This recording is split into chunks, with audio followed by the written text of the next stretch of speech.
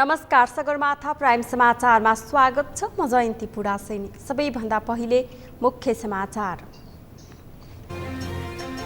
सरकारको आग्रहमा आजको संसद बैठक स्थगित। अर्को बैठक शुक्रबार बस्ने। एमसीसी बारे सहमति जुटाउने शीर्ष नेताहरू बीचको प्रयास जारी। एमसीसी विरुद्ध चर्किएको आन्दोलनका कारण संसद भवन वरपरको क्षेत्र तनावग्रस्त। प्रदर्शनकारी र प्रहरी बीच झडप, सुरक्षा व्यवस्था कडा। विश्व कीर्तिमानी हिमाल आरोही निर्मल पुर्जा नेपाली पर्यटनको विश्व सद्भावना दूत नियुक्त। जिम्मेवारी थपिएको पुर्जाको भनाई।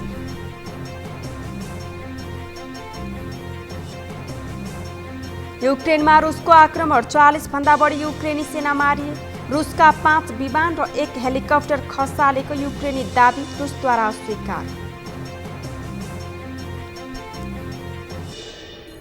र ए डिभिजन लिगको अन्तिम खेलमा सातो बाटोद्वारा सुखद अन्त्य।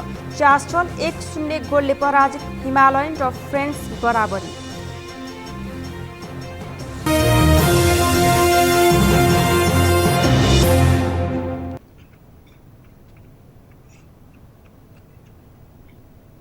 सगरमाथा प्राइम समाचार अब विस्तारमा। आज बस्ने भनिएको प्रतिनिधि सभाको बैठक शुक्रबार 1 बजेसम्मका लागि स्थगित भएको छ। एमसीसी सम्झौता सदनमा टेबुल भएपछि त्यस उप छलफल गर्ने कार्यसूची समेत राखेर बोलाइएको आजको बैठक सरकारको अनुरोधमा शुक्रबारसम्मका लागि स्थगित भएको हो।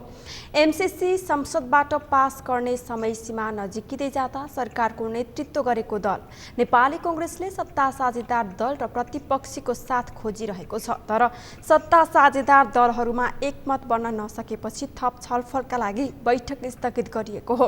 संसद बैठक स्थगित भएपछि राजनैतिक दलका नेताहरूबीच आज छलफल भएको छ।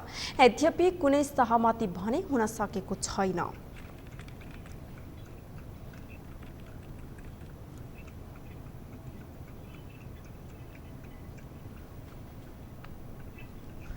नेपाल कम्युनिस्ट पार्टी एकीकृत समाजवादी नेपालका अध्यक्ष माधव कुमार नेपालले सरकारबाट बाहिरिनु पर्ने अवस्था आउन सक्ने बताउनु भएको छ। कैलाली कञ्चनपुरका विभिन्न कार्यक्रममा सहभागी हुन धनगढी पुग्नुभएका नेपालले एमसीसी पास गर्ने गरी सत्तामा बस्न नसकिने सङ्केत गर्नुभएको हो। अध्यक्ष नेपालले एमसीसीका कारण गठबन्धनमा समस्या उत्पन्न भएको र यो गठबन्धन नरहन सक्ने बताउनु भएको छ। एमसीसी नेपालको हितमा नभएकाले आफ्नो पार्टी केही बुदा सच्याउनु पर्ने पक्षमा रहेको नेपालले बताउनुभयो। तर पनि कुनै बुदा नसच्याएरै संसदमा टेबल भएपछि एमसीसीको विपक्षमा आफ्नो पार्टी रहेको बताउनुभयो। नेपालले एमाले अध्यक्ष केपी ओलीले नै विभिन्न स्वार्थका लागि एमसीसी संसदमा पेश गरेको आरोप लगाउनुभयो।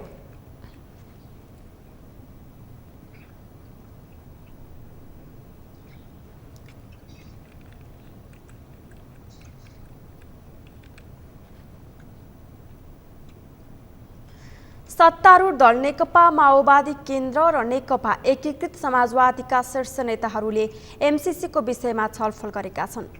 आजको संसद बैठक बस्नु अघि भएको छलफलमा एमसीसीलाई बिना संशोधन पास हुन नदिने धारणा बनाएका थिए भने स्थितिमै पास गरी एमसीसीको विपक्षमा मतदान गर्ने व्हिप जारी गर्ने निर्णय गरेका थिए। सत्तारूढ दल नेकपा माओवादी केन्द्र र नेकपा एकीकृत समाजवादीका शीर्ष नेताहरूले एमसीसीका विषयमा बिहिबार छलफल गरेका छन्। नेकपा एकीकृत समाजवादीको संसदीय दलको कार्यालय सिंहदरबारमा भएको बैठकमा बिहिबार दिउँसो 1 बजे बस्ने प्रतिनिधि सभाको बैठक अघि माओवादी केन्द्रका अध्यक्ष पुष्पकमल दाहाल प्रचण्ड, एकीकृत समाजवादीका अध्यक्ष माधव कुमार नेपाल र सम्मानित नेता झलनाथ खनाल बीच एमसीसीको बारेमा छलफल भएको हो। छलफलमा एमसीसीको बारेमा आफ्नो पार्टीले बिना संशोधन पास हुन नदिने धारणा बनाएको र पार्टीका नेताहरूलाई अहिलेकै स्थितिमा पास गर्ने भए एमसीसीको विपक्षमा मतदान गर्न व्हिप दिने सम्मानित नेता खनालले बताए। समाजवादीको स्ट्यान्ड सुरुदेखि अन्तिमसम्म क्लियर छ, no MCC. Without any change or amendment, no MCC. हामी सबै छलफल गर्दैछौँ। हामी दुईटा पार्टीहरू जहिले सुके पनि हामी एउटै स्ट्यान्डमा छौँ। त्यो भनेको परिमार्जन बिना, संशोधन बिना हामी एमसीसी पास गर्दैछौँ। यो सब कुरा केही होइन। तपाईँहरूसँग एकछिन इन्टरटेनमेन्ट गर्नुभयो होला उहाँहरूले।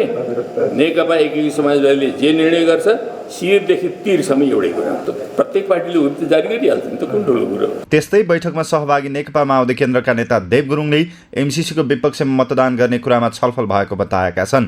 उनले संसदमा हुने एमसीसीको छलफलमा भाग लिन र त्यसको लागि सभामुखलाई संसदमा भइरहेको अवरोधलाई हटाउनका लागि आग्रह गर्ने पनि बताए। सबैसँग कुराकानी गर्ने, सबैसँग आग्रह गर्ने, अब सरकारसँग पनि अरू सभामुखसँग पनि आग्रह गर्ने, अब अलिकति डेमोक्रेटिक वातावरण सहज र सुचारू वातावरण, सहज र सुचारू वातावरण बनाएरै छलफल अगाडि बढाएर बढाउनु पऱ्यो भन्ने कुरा नै विषयहरू हो। अरू त्यस्तो नयाँ होइन, त्यो छलफलमा सहभागी नहुने त भन्ने प्रश्नै भएन होइन। छलफलको वातावरण छैन भनेर भनिरहेको छु त मैले। छलफलको वातावरण चाहिँ छैन अहिले चाहिँ होइन। छलफलको सहज वातावरण बनाउनु पर्यो भन्ने कुरामा चाहिँ आग्रह गर्ने कुरा। सरकारले गत फागुन 8 गते एमसीसी छलफलका लागि संसदमा पेश गरिसकेको छ। सरकारले अमेरिकी सहयोग परियोजना millennium challenge corporation MCC pass गर्नका लागि संसदमा पेश गरे पनि सत्तारूढ दलहरू नै एमसीसीको विपक्षमा उभिएका छन्। एमसीसी यथास्थितिमा पास गर्न नहुने भन्दै सत्तारूढ दल माओवादी केन्द्र र एकीकृत समाजवादीले एमसीसी विरुद्ध आन्दोलन गर्दै आएको छ। त्यस्तै सत्तारूढ अर्को दल राष्ट्रिय जनमोर्चाले एमसीसी नेपालको हितमा नभएको दावी गर्दै कुनै पनि हालतमा एमसीसी पास गर्न नहुने अडान राख्दै आएको छ। सगरमाथा प्राइम समाचारमा एकैछिन विश्रामपछि विश्व कीर्तिमानी हिमाल आरोही निर्मल पूर्जा नेपाली पर्यटनको विश्व सद्भावना दूत नियुक्त, जिम्मेवारी थपिएको पूर्जाको भनाई।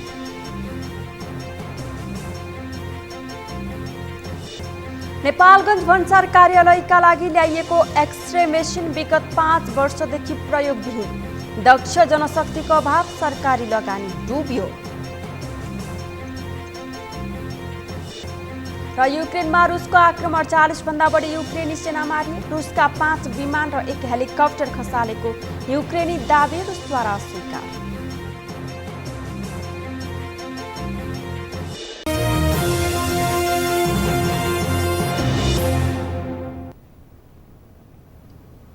विश्रामपछि पुनः स्वागत छ। अब बाँकी समाचार। ऊर्जा क्षेत्रको विकास र सहकार्यका लागि नेपाल र भारत बीच 2 देशीय सचिव स्तरीय बैठक सुरु भएको छ। आज काठमाडौँमा सुरु भएको 2 दिने बैठकमा नेपाल र भारत सरकार बीच ऊर्जा क्षेत्रको सहकार्यका लागि सचिव स्तरीय छलफल हुनेछ। संयुक्त कार्य समूह जेडब्ल्यूजी र संयुक्त सञ्चालन समिति जेएससी बीचको छलफलमा नेपालको तर्फबाट ऊर्जा, जलस्रोत तथा सिंचाई सचिव देवेन्द्र कार्की र सागर कुमार राई सहभागी हुनुहुन्छ भने भारतको तर्फबाट भारत सरकारका ऊर्जा सचिव ओलोक कुमार र नेपाल स्थित भारतीय राजदूतावासकी मिसन उपप्रमुख नामग्या खाम्पा सहभागी हुनुहुन्छ। आजबाट सुरु भएको बैठक शुक्रबारसम्म चल्नेछ।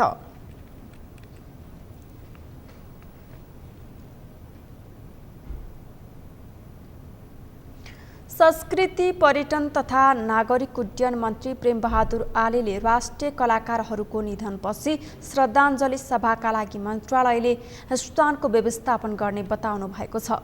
आज वरिष्ठ लोकगायक तथा अभिनेता जयनन्द लामाको श्रद्धाञ्जली सभामा श्रद्धाञ्जली अर्पण गर्दै मन्त्री आलेले आगामी दिनमा राष्ट्रिय कलाकारहरूको निधनपछि श्रद्धाञ्जली अर्पण गर्नको निम्ति मन्त्रालयले छलफल गरेर स्थानको व्यवस्थापन गर्ने बताउनु भएको हो। उहाँले देशमा भएका विकृतिहरूलाई चिरे मात्रै कलाकार लामाप्रतिको सच्चा श्रद्धाञ्जली हुने पनि बताउनुभयो। मन्त्री आलेले गायक तथा अभिनेता लामाप्रति श्रद्धाञ्जली अर्पण गर्दै शोक सन्तप्त परिवारजनप्रति समवेदना समेत प्रकट गर्नुभयो।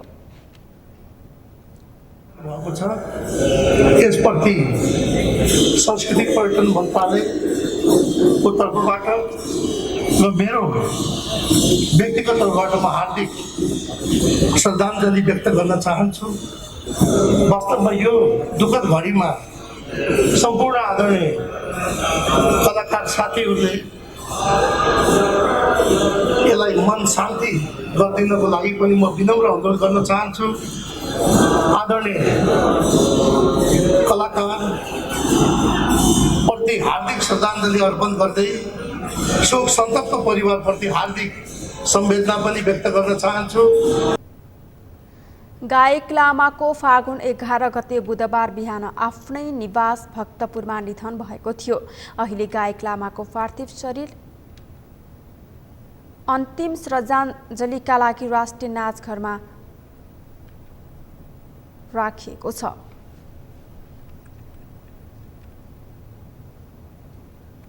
संस्कृति पर्यटन तथा नागरिक उड्डयन मन्त्रालयले हिमाल आरोही निर्मल पूर्जालाई नेपालको पर्यटनका लागि विश्व सद्भावना दूत नियुक्त गरेको छ। आज मन्त्रालयमा एक कार्यक्रमको आयोजना गरी मन्त्री प्रेमबहादुर आर्यले पूर्जालाई विश्व सद्भावना दूत नियुक्त गरेका हुन्। एक रिपोर्ट। बिहिबार संस्कृति पर्यटन तथा नागरिक उड्डयन मन्त्रालयमा एक कार्यक्रमको आयोजना गरी मन्त्री प्रेमबहादुर आर्यले निर्मल पूर्जालाई विश्व सद्भावना दूत नियुक्त गरेको घोषणा गरे। नेपाललाई विश्व सामु चिनाउनका लागि महत्त्वपूर्ण योगदान दिएको भन्दै हिमाल आरोही पूर्जालाई सम्मान पनि गरिएको थियो। मन्त्री आर्यले पूर्जालाई नेपालको पर्यटनका लागि सद्भावना दूत घोषणा गर्न पाउनु आफ्नो कार्यकालको सबैभन्दा खुसीको क्षण भएको बताए। उनले हिमाल आरोही पूर्जाको साहसको सम्मान गर्दै आगामी दिनमा आफ्नै रेकर्डलाई ब्रेक गर्ने गरी अगाडि बढ्न शुभकामना दिए। धौलागिरी हिमाल फेदीमा जन्मी हुर्केका म्याग्दीका निर्मलजीलाई नेपालको पर्यटन दूत घोषणा गर्न पाउनु यो मेरो कार्यकालको सबैभन्दा खुसीमध्येको एक हो। पछिल्लो पटक नेपाली सहित विश्वभरका युवा युवती किशोरी निर्मलजीका फ्यान छन्। तपाईको साहस म सलाम गर्छु। यो देशलाई तपाईको खाँचो छ। तपाईँ त नेपालको मात्रै होइन विश्वको हिरो हो। सबैको ध्यान तपाईँतिर केन्द्रित छ। हामीलाई गौरव लाग्छ तपाईँको यो अदम्ब साहस। हिमाल आरोही पूर्जाले पनि मन्त्रालयले गरेको सम्मानले आफूमाथि जिम्मेवारी थपिएको महसुस गरेको बताए। आगामी दिनमा पनि देशलाई विश्वमाझ चिनाउन आफूले योगदान गर्न चाहेको उनले बताए। मेरो लागि यो भनेको एकदमै ठुलो कुरा हो र जिम्मेवारी पनि हो। आजको यो टाइटल साथै मसँग एउटा अर्को काम पनि थपिएको छ है। संसारमा सबै किन्न सकिन्छ, समय किन्न सकिँदैन। तर मलाई यो आज यो जुन हाम्रो टुरिज्म मिनिस्टरले यत्रो ठुलो एपोइन्टमेन्ट गरिदिनु भयो, मनदेखि एकदमै खुसी छु।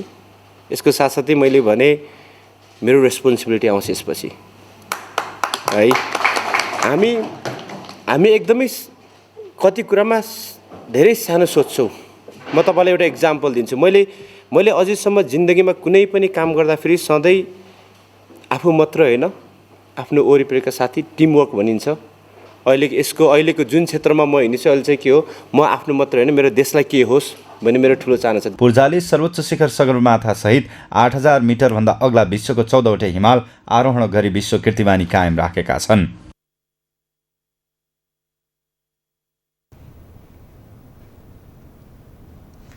सरकारी लगानीमा खरिद गरिएको 1.5 करोड मूल्य बराबरको मेसिन भन्सार कार्यालय जमुनाहामा प्रयोगविहीन अवस्थामा राखिएको छ। करिब 5 वर्ष अघि खरिद गरी ल्याइएको ब्याग तथा एक्सरे मेसिन सञ्चालनका लागि दक्ष जनशक्तिको अभावमा प्रयोगमा आउन नसकेको हो। सीमा सुरक्षाका लागि महँगोमा खरिद गरिएको सो मेसिन प्रयोगमा आउन नसक्दा सरकारको लगानी बालुवामा पानी चाहिँ भएको छ। त्यसको प्रयोगका लागि भन्सार कार्यालयले पनि अहिलेसम्म चासो देखाएको छैन। तर नेपालगञ्ज भन्सार कार्यालयका प्रमुख जयबहादुर भण्डारीले भने भन्सारलाई प्रविधि मैत्री बनाउन लागिएको बताउनुभयो। आउन्जेलसम्मको लागि केही स्क्यानर केही त्यो मेसिन हाम्रो त्यहाँ यात्री शाखामा रहेको छ। त्यसमा हाम्रो प्राविधिक साथीहरूको अभाव पनि छ, अलिक बिग्रेको अवस्था पनि छ। तर निकट भविष्यमा म यहाँलाई स्मरण गर्न चाहे, निकट भविष्यमा हामी स्क्यानर मेसिन ल्याएर नेपालगञ्ज भन्सारलाई एउटा आधुनिक भन्सारमा रूपान्तरण गर्दैछौँ। यस्तो छ, अब भएका यन्त्र उपकरणहरू अत्यधिक रूपमा उपयोग गर्नु, अप्टिमम उपयोग गर्नु अत्यन्तै बुद्धिमानी हो। म्यानेजरियल हिसाबले त्यो पनि राम्रो कुरा हो। अर्थात् त्यसको सञ्चालन गर्ने पक्ष, त्यसको प्राविधिक पक्षका कुराहरू पनि जिम्मेवार हुन्छन्। त्यो खालको प्राविधिक जनशक्ति छ भने हामीलाई अभाव छ। र अर्को कुरो, यसलाई चाँडै बनाएर मर्मत गर्ने सोच पनि हामीले बनाइरहेका छौँ स्क्यानर मेसिन नआएसम्मको लागि। नेपाल भारत सीमामा दैनिक हजारौंको संख्यामा सर्वसाधारणको आवत जावत हुने गरेको छ। जमुना नाकाबाट विभिन्न प्रकारका अवैध क्रियाकलाप हुने गरे तापनि त्यसका लागि भने कुनै सुरक्षात्मक प्रविधि नरहेको बताइएको छ। प्रहरी भन्सार कार्यालयका कर्मचारी र सशस्त्र प्रहरीको नजरमा जे देखियो त्यो नै सही वा गलत हुने गरेको स्थानीयको आरोप छ।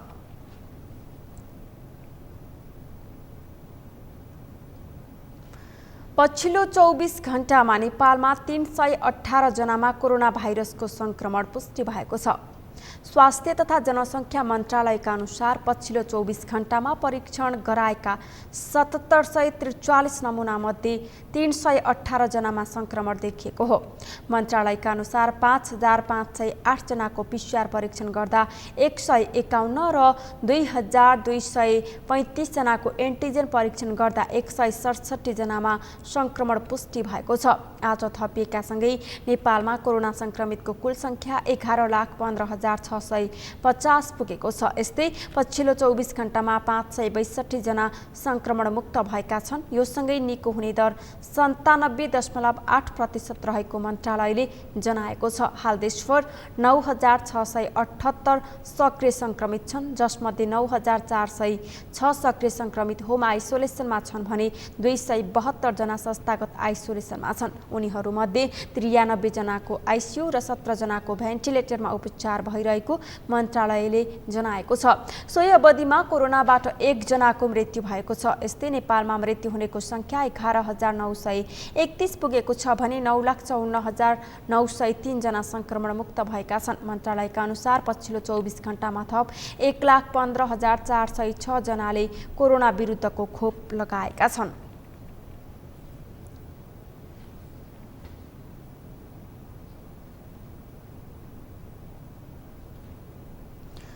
श्रम सिप र जागर भए नहुने केही छैन।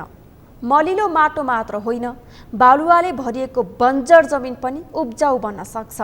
मेहनत गर्न सक्नुपर्छ, सबै सम्भव छ। यो कथनलाई सुनसरीका किसानले यथार्थमा परिणत गरिदिएका छन्। कोशी नदीको बाढीले बालुवा थुपारेर बन्जर बनाइएको जमिनमा सुनसरीको होर्कीटोलका किसान मनग्गे उम्जनी गरी समृद्ध बन्न सफल भएका छन्। एक रिपोर्ट। असगर अली बालुवामा मोहर फलाउने ध्याउनमा लागेका छन्। उनको दैनिकी र लक्ष्य भनेकै कोशीको बाढीले बन्जर बनाएको जमिनमा फसल उब्जाउनु हो। कोशी गाउँपालिका वडा नम्बर 5 कुम्हाई हुर्कीटोल घर भएका अली बालुवामा खेती गर्ने नमुना कृषक समेत हुन्। उनले यसअघिको बाली भने उठाइसकेका छन्। मनग्गै आम्दानी गर्दै आएका अलीले यति बेला 12 बिघाभन्दा बढी बालुवामा मौसमी खेती लगायतका विभिन्न बाली लगाएका छन्।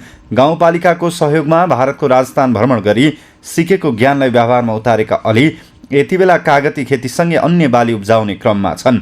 अलीले बालुवामा लगाएको बालीमा डिप बोरिङ र थोपा सिँचाइको माध्यमबाट पानीको प्रबन्ध मिलाएका छन्। जलकुम्बी लगायतका झारपात कुहाएर प्राङ्गारिक मल बनाइएको छ। बालुवालाई उब्जाउ योग्य बनाउन बाहिरबाट माटो ल्याएर लेबलिङ गरी अलीले खेती गरेका छन्। कृषि पेसालाई निरन्तरता दिएका अली आधुनिक खेती थालेसँगै आम्दानी समेत मनग्गै कमाएको बताउँछन्। जुन हाम्रो यो बाढी आयो त्यसपछि यो जग्गा चाहिँ बालुवै बालुवा भयो सर। हाम्रो यो बालुवामा अब कसरी के गर्ने भनेर हाम्रो धेरै चिन्ता थियो सर। हाम्रो अध्यक्षजीले धेरै सहयोग पनि गर्यो, त आलु पनि राम्रो फल्यो। अहिले 8 बिघामा हाम्रो मकै खेती छ, 1 बिघा हजुरको गेहूँ खेती छ, अनि 3 बिघा परोल खेती छ, अनि 2 बिघा तपाईँको यो कागती खेती, अनि 1 बिघामा खरबुजा र लौकी र करेला छ। घरमा एउटा ट्र्याक्टर थियो पहिला बुवाको पालोमा, अहिले सर 3वटा ट्र्याक्टर भइसकेको छ सर। हाम्रो यो चाहिँ खेती पेसामा राम्रो आम्दानी छ।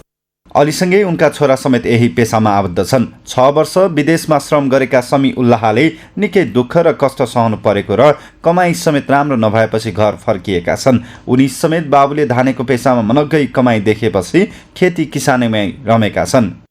पहिला विदेशमा बसेर आएको थियो सर। विदेशमा बस्यो, विदेशमा धेरै दुःख पायो सर। कर्मीमा चाहिँ धेरै दुःख पायो, त्यतिकै कमाइ भएन उता। त्यहाँबाट बुवाले भन्यो घर आइज, घरमा खेतीबारी गर। म त्यही कारणले सब्जी खेती गरिरहेको छु।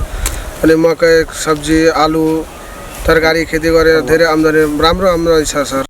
कोशी गाउँपालिकामा 3300 बिघा जग्गा बालुवाले भरिएको जमिन छ। सप्तकोशीको बाढीले बालुवामा परिणत गरेको बन्जर जमिनलाई गाउँपालिकाले लेभलिङ गर्नेदेखि किसानका लागि राहत प्याकेजको काममा सघाउँदै आएको छ।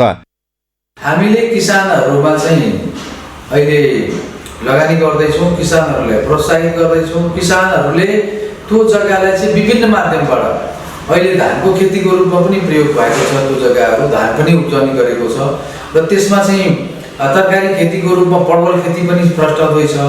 त्यसपछि तरबुजाका खेतीहरू पनि त्यहाँ गर्दैछन् किसानहरू। र अहिले पछिल्लो समय हेर्दाखेरि विभिन्न किसिमको अन्य बालीहरूले गेहूँ पनि अहिले उब्जाउँदैछ त्यसमा।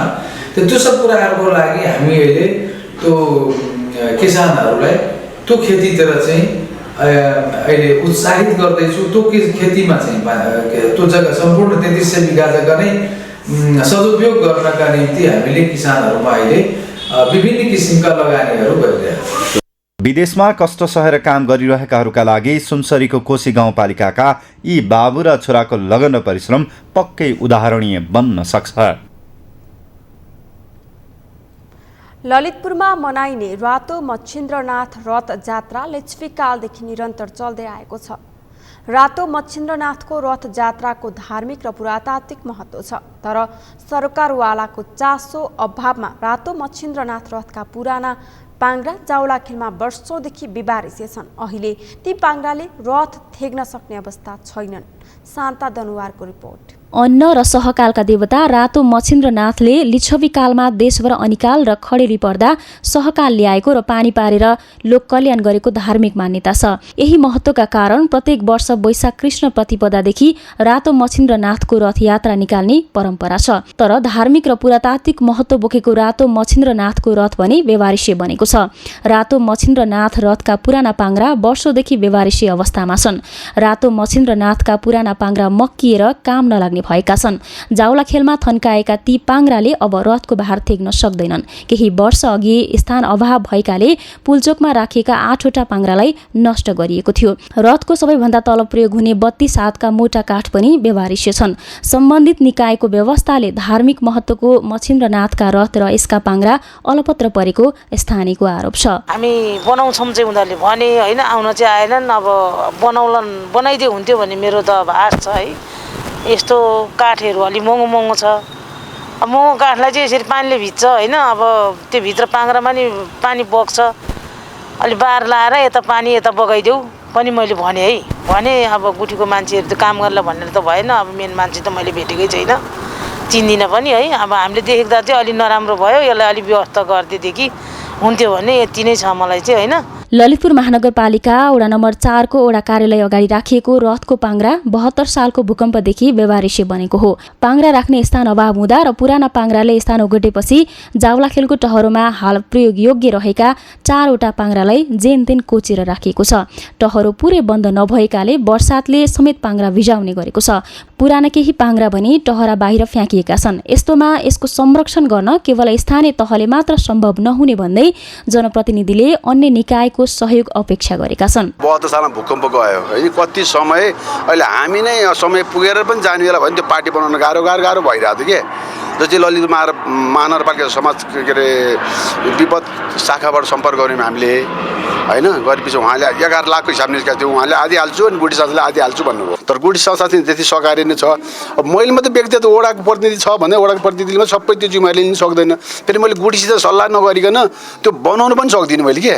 त्यो भने अलिक परिवर्तन भयो भने गुठीले भोलि उ गर्ला। फेरि त्यो अवस्थाले गर्दा चाहिँ हामी गुठीसित त सल्लाह गर्नैपर्छ।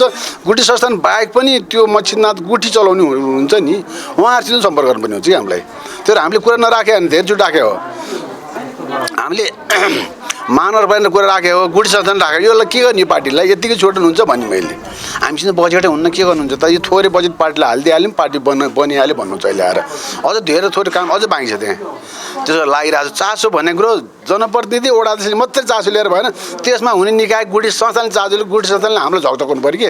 यता गुठी संस्थानले भने सम्बन्धित विभिन्न निकाय र ललितपुर महानगरसँग समन्वय गरेर केही महिनामै रथको पाङ्ग्रा राख्ने भवन निर्माण गर्ने प्रतिबद्धता गरेको छ। मच्छिन्द्रनाथको प्रत्येक वर्ष सञ्चालन हुने रथ यात्राका लागि महत्त्वपूर्ण काठ सान्दान जातको काठबाट बनेको पाङ्ग्रा राख्ने पार्टी चाहिँ विगत केही वर्षदेखि अलिकति बनाउनु पर्ने आवश्यक छ।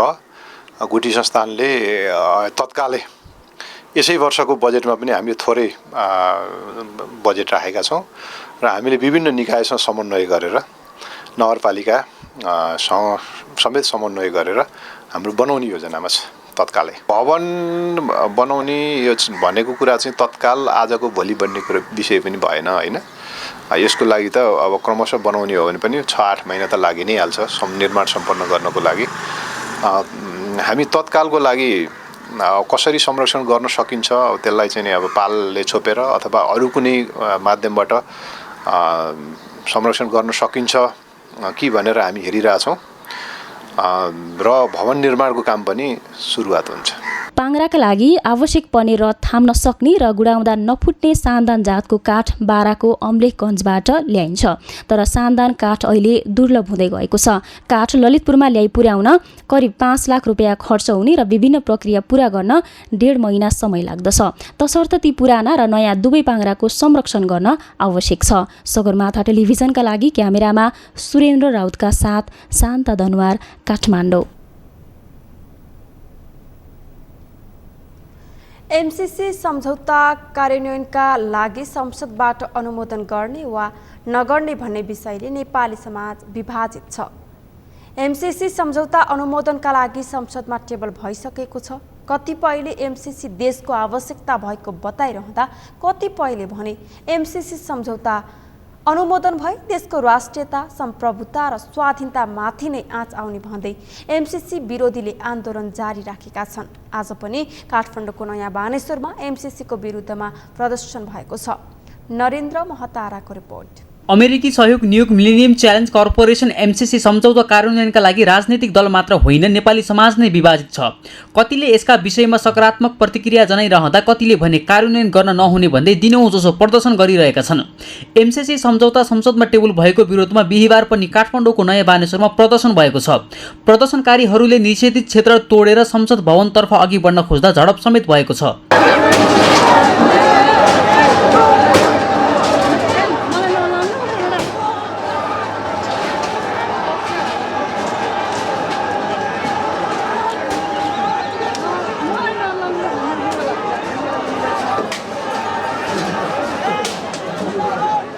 एमसीसी अनुमोदन भए देशको राष्ट्रियता, सम्प्रभुता र स्वाधीनतामाथि नै आँच आउने भन्दै विभिन्न राजनीतिक दल र अभियन्ताले प्रदर्शन गरेका छन्।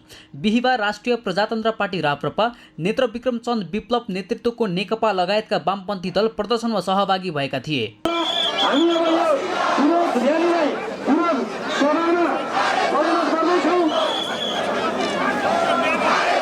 सत्ताधारी दलकै भातृ संगठन समेत विरोध प्रदर्शनमा उत्रिएका थिए। नेकपा माओवादी केन्द्र निकट वाइसिएल र नेकपा एकीकृत समाजवादी निकट अनेरा सुब्युले यता स्थितिमा एमसीसी अनुमोदन गर्न नहुने भन्दै प्रदर्शन गरेका हुन्। नेपाल एमसीसीको पक्षमा छैन भन्ने कुरा बताउँछ। हामी शान्तिपूर्ण रूपमै आन्दोलनमा थियौँ। अलिअलि धकेला मकेला हुने कुरा आन्दोलन शराब्दी पनि होइन, सप्ताह लागेको पनि होइन, त्यसैले धेरथोर धक्का मकाला हुने कुरा ठिकै थियो। प्रहरीले पानीको फोहरा सुरु गरिसके पछाडि ढुङ्गा प्रहार सुरु भएको हो। तपाईँ आफै पनि साक्षी हुनुहुन्छ। यो प्रक्रियाको सुरुवात चाहिँ प्रहरीले गरेको। निषेधित क्षेत्रमा प्रदर्शनकारीहरूले आन्दोलन थालेसँगै प्रहरीले धरपकड गरेको थियो भने सो क्रममा झडप समेत भएको थियो। झडपका क्रममा प्रदर्शनकारीहरूले प्रहरीलाई ढुङ्गा, इट्टा, सिसाका गिलास, पानीका बोतल प्रहार गरेका थिए।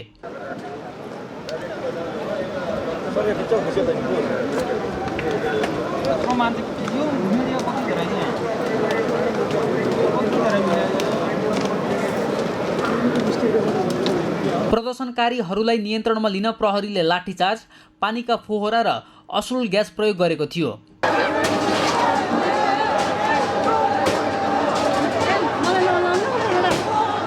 आन्दोलनका नाममा उशृङ्खल गतिविधि गरेको भन्दै 12 जना भन्दा बढीलाई प्रहरीले काठमाडौँको नयाँ बानेश्वरबाट पक्राउ गरेको महानगरीय प्रहरी कार्यालयले जनाएको छ। प्रदर्शनका कारण काठमाडौँको नयाँ बानेश्वर माइतीघर सडक खण्ड पूर्ण रूपमा प्रभावित बनेको थियो। बिहान 11 बजेदेखि अवरुद्ध सडक साँझ 4 बजेपछि मात्रै सुचारू भएको थियो। एमसीसी सम्झौता संसदमा टेबल भएसँगै काठमाडौँमा दिनहुँ प्रदर्शन भइरहेको छ। बिहिबार स्थगित भएको संसद बैठक शुक्रबारका लागि बोलाइएको छ। शुक्रबार पनि प्रदर्शन हुन सक्ने भन्दै प्रहरीले सरकारले काठमाडौँ उपत्यकाको सुरक्षा व्यवस्था कडा बनाएको छ। सगरमाथा टेलिभिजनका लागि क्यामेरामा पूर्ण वाग्ले र सन्तोष छेत्रीका साथमा नरेन्द्र महताराको रिपोर्ट। सरकारले प्रतिनिधि सभामा एमसीसी टेबल गरेपछि सडकदेखि सदनसम्म निरन्तर विरोध प्रदर्शनहरू भइरहेका छन्। सदनमा सत्ता गठबन्धनकै दलहरू एमसीसी अनुमोदन गर्न नहुने भन्दै विरोधमा छन् भने सडकमा राजनैतिक दलदेखि सर्वसाधारणहरू एमसीसी विरुद्ध आन्दोलित बनेका छन्। यसै सन्दर्भमा आज हामीले सगरमाथा जनबोलीमा सर्वसाधारणलाई सोधेका थियौं, एमसीसी बारे तपाईको धारणा के छ? हेरौं उनीहरूको भनाई उनीहरूकै शैलीमा।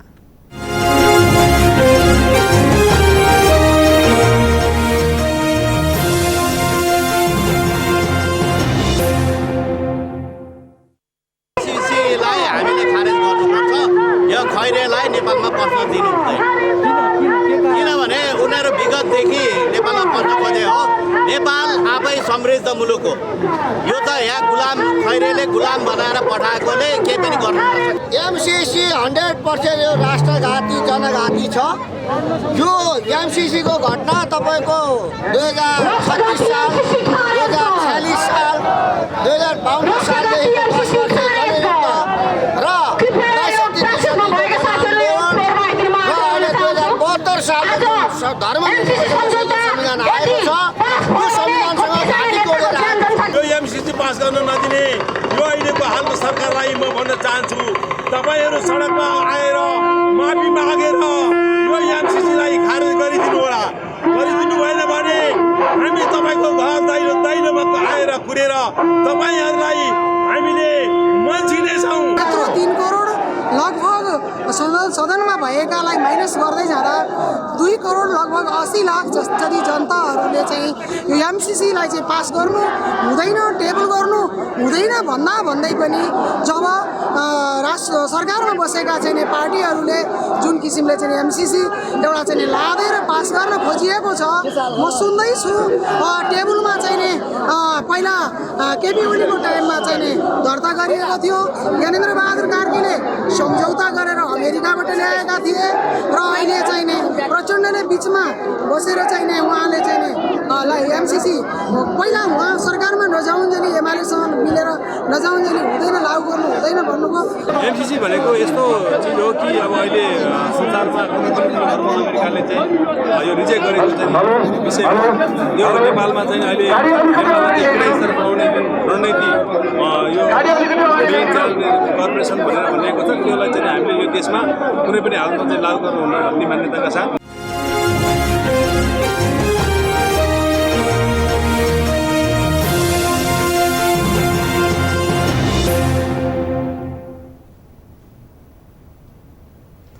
संसदमा एमसीसी टेबल भएसँगै सत्ता गठबन्धनका दलसहित अन्य विभिन्न राजनैतिक दलहरूले एमसीसीको विरोध गर्दै आएको छ।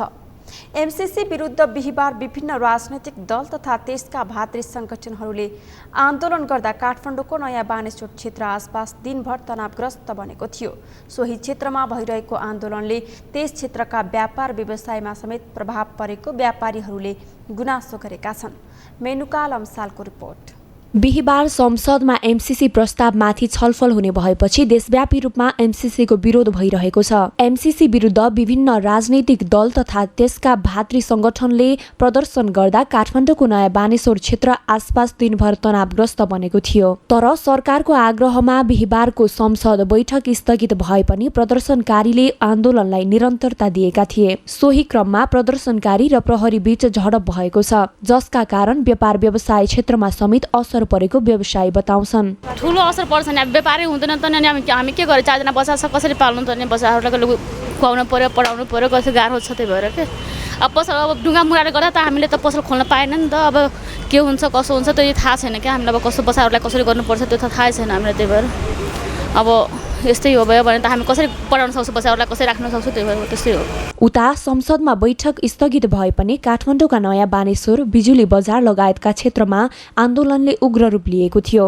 पछिल्लो केही दिन यता दैनिक जसो प्रदर्शन भइरहँदा आफूहरूमाथि पनि आक्रमण हुन सक्ने डरले व्यापार व्यवसाय बन्द गर्नु परेको व्यापारीहरूको भनाइ छ। हामीलाई त 4 गतेदेखि नै हो, जो 4 गतेदेखि नै तपाईँको चाहिँ टियर ग्यासहरू खाइयो यहाँ, अनि त्यसले गर्दाखेरि चाहिँ अब ढुङ्गा मुढा भयो, त्यसले गर्दा असुरक्षित भएकोले गर्दा 12 बजे बन्द गरेर अहिले भर्खर फेरि खोल्दैछौँ।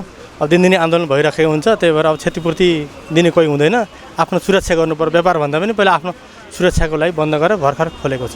प्रभाव त पारिहाल्छ, स्वाभाविकै हो। आन्दोलन त एउटा राम्रो पनि पक्ष हो हाम्रो लागि चाहिँ। अब हामीले चाहिँ अब व्यापारी हिसाबले हेर्दा चाहिँ नराम्रो हो, तर समग्र अब देशको लागि हेर्दाखेरि चाहिँ एकदमै राम्रो जस्तो लाग्छ। असर त परिहाल्छ, व्यापार त धेरै ह्याम्पर पर्छ। हेर्नुहोस्, अब व्यापार त हामीले त बन्द गरे बराबरै हो। एमसीसी विरुद्ध भएको प्रदर्शनकै कारण काठमाडौँको माइतीघरदेखि तिनकुनेसम्मको सडक अस्तव्यस्त बनेको थियो। एमसीसी प्रस्तावमाथि संसदमा छलफल हुने भएपछि बिहीबार मध्याह्नदेखि काठमाडौँका विभिन्न चोकमा सर्वसाधारणले विरोध प्रदर्शन गरेका थिए। सगरमाथा टेलिभिजनका लागि क्यामेरामा के सप्तिमल सेनाका साथमा मेनुका लम्साल, काठमाडौँ। सगरमाथा प्राइम समाचारमा एकैछिन विश्रामपछि विश्व कीर्तिमानी हिमाल आरोही निर्मलपुर नेपाली पर्यटनको विश्व सद्भावना दूत नियुक्त, जिम्मेवारी थपिएको पूर्जाको भनाई।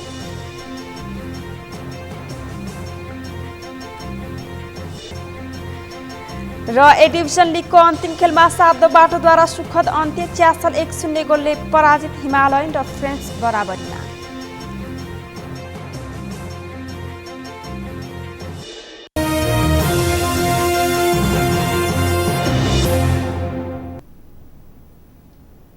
विश्रामपछि पुनः स्वागत छ। अब पालो अन्तर्राष्ट्रिय समाचारको।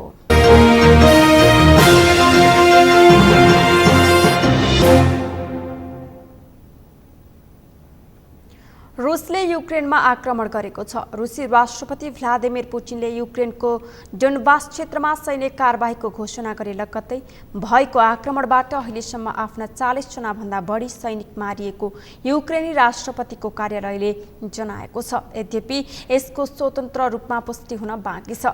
बीबीसीका अनुसार राजधानी किएभ सहित युक्रेनका मुख्य शहरहरूमा विस्फोट भएको आवाजहरू सुनिएका छन्। किएभका थुप्रै बासिन्दाहरू शहर छोडेर भागिरहेका छन्। युक्रेनी सुरक्षा बलले रुसका 5वटा विमान र एउटा हेलिकप्टर खसालिदिएको जनाएको छ, तर रुसको रक्षा मन्त्रालयले आफ्ना विमान र हेलिकप्टर खसालिएको युक्रेनी दाबी अस्वीकार गरेको छ।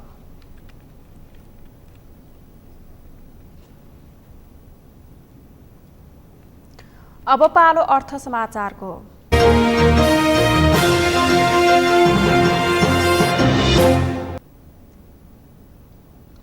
साताको अन्तिम कारोबार हुने दिन नेप्से परिसूचकमा उच्च अङ्कले गिरावट आएको छ।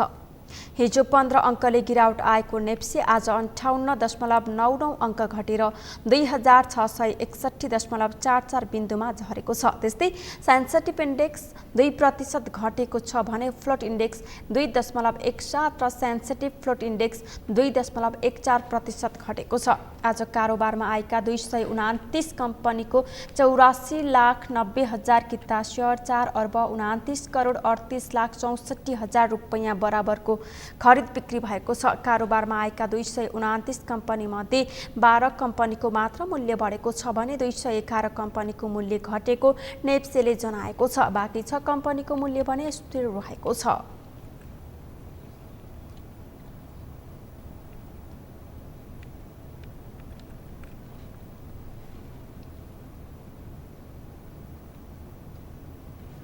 अब पालो खेल समाचारको।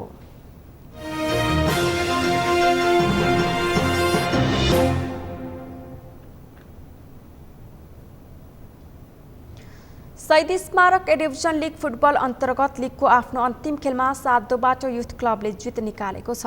इन्फा कम्प्लेक्समा आज भएको खेलमा 7 बाटोले च्यासल युथ क्लबलाई 1-0 गोल अन्तरले हराएको हो। 7 बाटोलाई जित दिलाउन मार्टिन्स अजयले निर्णायक गोल गरे। खेलको 7औं मिनेटमा मार्टिन्सले गोल गरेका हुन्। यो जितसँगै 7 बाटोले लिगमा सुखद अन्त्य गरेको छ। 7 बाटो लिगको तेस्रो स्थानमा समेत उक्लिएको छ। 7 बाटोले 13 खेलमा 21 अङ्क जोडेको छ। च्यासलले भने हारबाट लिगको अन्त्य गर्दै बी डिभिजनमा घटुवा भएको छ। च्यासल 13 खेलमा 6 अङ्क जोडेर पुछारमा छ।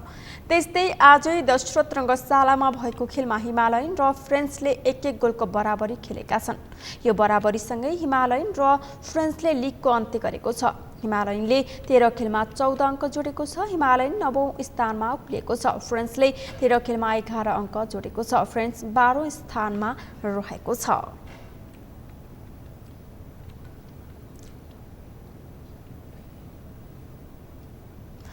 कोरोना कहरका कारण ठप्प भएका विभिन्न खेलकुद प्रतियोगिताहरू फेरि सुरु हुन थालेका छन्। कोरोनाकै कारण रोकिएको मुलुककै बढी धनराशि भएको खप्तड गोल्ड कप धनगढीमा सञ्चालन हुने भएको छ। फागुन 19 गतेदेखि सञ्चालन हुने मुख्यमन्त्री सुदूरपश्चिम खप्तड गोल्ड क्लबको तयारी समेत तीव्र पारिएको छ। कोरोना कहरपछि फेरि खेलकुद गतिविधि सञ्चालन हुन थालेपछि खेलप्रेमीहरू उत्साहित भएका छन्। कैलालीबाट दिनेश विष्टको रिपोर्ट। कैलालीको धनगढीमा मुख्यमन्त्री सुदूरपश्चिम खप्तड गोल्ड कपको 5औं संस्करण हुन लागेको छ। फागुन 19 गतेदेखि सञ्चालन हुने मुख्यमन्त्री सुदूरपश्चिम खप्तड गोल्ड कपको खेल तालिका सार्वजनिक गरिएको छ। आयोजक सुदूरपश्चिम 11 स्पोर्ट्स क्लबले बुधबार र धनगढीमा सार्वजनिक गरेको खेल तालिका अनुसार उद्घाटन खेलमा मनाङ मर्स्याङ्दी क्लब र दिल्ली फुटबल क्लब भिड्नेछन्। प्रतियोगिताको विजेता टिमले 21 लाख, उपविजेतालाई 10 लाख रुपियाँ प्रदान गरिने आयोजक सुदूरपश्चिम 11 स्पोर्ट्स क्लबका अध्यक्ष सुरेश समालले जानकारी दिए। त्यस्तै उत्कृष्ट खेलाडीले 1 लाख रुपियाँ पुरस्कार पाउनेछन् भने विभिन्न विधाका उत्कृष्ट खेलाडीलाई 15-15 हजार रुपियाँ र प्रत्येक खेलको म्यान अफ द म्याचलाई 10-10 हजारका दरले पुरस्कार दिने आयोजकले जनाएको छ। यो 19 गतेबाट सञ्चालन हो। आज 11 गते भइसक्यो। मोटामोटी 7 दिनमा अब 8औं दिनमा हाम्रो यो प्रतियोगिता सञ्चालन हुन्छ र आज हामी विशेष अहिले टाइसिट पनि सार्वजनिक गर्दैछौँ। हामीसँग जम्मा 10वटा टिम छ। यो फिल्डलाई कसरी राम्रो गर्ने, कसरी राम्रो बनाउन सकिन्छ, टिम पनि 101 टिमहरू यसपाला आएको छ र लिग च्याम्पियन नै टिम यहाँ पुगेको छ। क्यामरुनको टिम पुगेको छ होइन। टिमहरू एकदमै राम्रो छ, तर समस्या भनेकै हामीलाई एउटा फिल्ड छ। अब यो फिल्डलाई कसरी राम्रो गर्न सकिन्छ भन्ने हामी कोसिसमा छौँ। सक्दो राम्रो बनाउने कोसिस गर्नेछौँ। कोरोना कहरको बीच खेलकुद गतिविधि ठप्प भएपछि यहाँको सरकारी निकायले पनि खेल क्षेत्रलाई अगाडि बढाउन सहयोग गरेको छ। यस वर्ष खप्तड गोल्ड कपको मुख्य प्रायोजनकै सुदूरपश्चिम प्रदेश सरकार भएपछि प्रतियोगितालाई मुख्यमन्त्री सुदूरपश्चिम खप्तड गोल्ड कप नामाकरण गरिएको हो। प्रदेशको खेल क्षेत्रलाई बलियो र प्रवर्धन गर्नका लागि सरकारले सहयोग गरेको जनाएको छ। सरकारले हाम्रो सुदूरपश्चिममा भइरहेको सबैभन्दा ठुलो धनराशिको खप्तड गोल्ड कप प्रतियोगितालाई हामीले उसलाई चाहिँ प्रदेश खेलकुद परिषदले उहाँलाई चाहिँ सहयोग गर्ने निर्णय गर्यो र त्यसको नाम मुख्यमन्त्री कप रहने र त्यसलाई चाहिँ हामीले चाहिँ आर्थिक सहयोग गर्ने भन्ने सन्दर्भमा हाम्रो छलफल भयो र प्रदेशमा भइरहेको यति ठुलो प्रतियोगिता अब चाहिँ हराउने बेला सम्भावना भएकोले हामीले यसलाई जगेर्ना गर्नुपर्छ। यसको दायित्व पनि हाम्रो। कोरोना कहरका बीच खेलकुद गतिविधि प्रत्यक्ष रूपमा हेर्न नपाएका यहाँका दर्शकहरू फेरि खप्तड गोल्ड कप सञ्चालन हुने भएपछि उत्साहित छन्। सुदूरपश्चिमसँगै देशलाई नै चिनाउने गरी आयोजना हुने खप्तड गोल्ड कपले यहाँका दर्शकहरूमा झन् उत्साह थप्ने स्थानीयको विश्वास छ।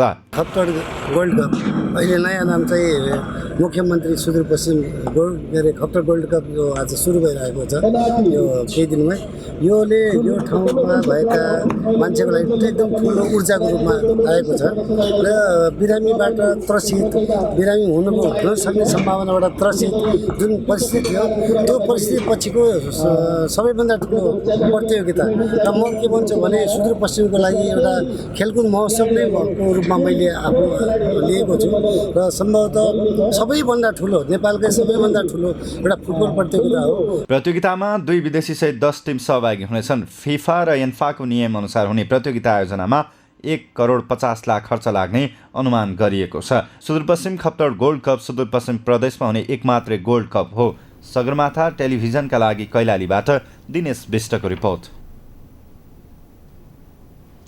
अब मौसम सम्बन्धी जानकारी। यस मौसम समाचारका प्रायोजक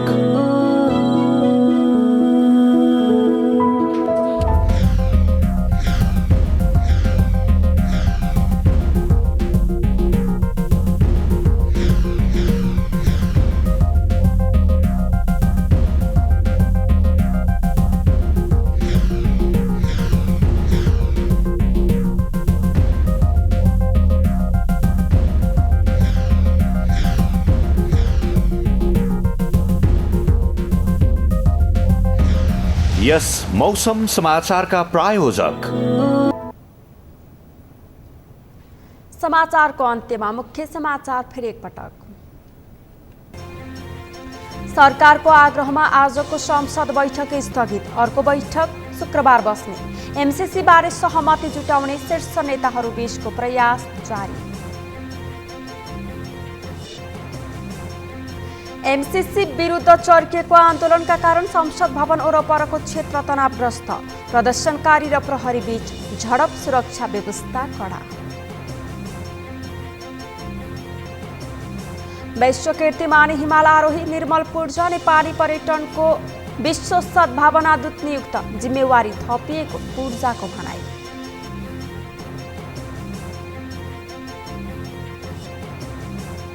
युक्रेनमा रुसको आक्रमण, 40 भन्दा बढी युक्रेनी सेना मारिए। रुसका 5 विमान र 1 हेलिकप्टर खसालेको युक्रेनी दाबी रुसद्वारा अस्वीकार।